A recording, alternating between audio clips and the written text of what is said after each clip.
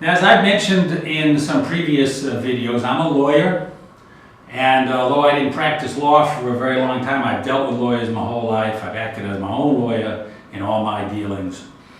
And by my reckoning, lawyers come in two categories.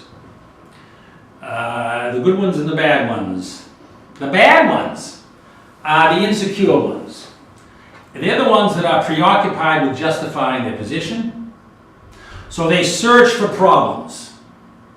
Well, hell, it's easy to find problems, okay?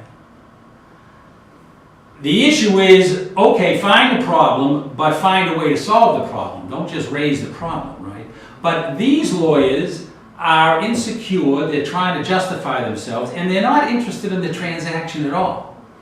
They're interested in their own position. And unfortunately, most lawyers fall into this category. Problem finders, right? The other lawyers are more confident.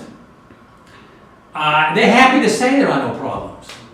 The deal looks good to me. I read it, looks fine. As to the law, the business provisions are up to you guys. As to the law and contract stuff, it looks cool. You very, very, very rarely will hear a lawyer say that. They won't do it. Except the confident ones. Their concerns are the transaction. They're not trying to justify a role. They're trying to help their client advance whatever it is that he or she is trying to do. They're interested in the transaction versus their own place in the transaction. That's the difference between good lawyers and bad lawyers, confident lawyers, insecure lawyers.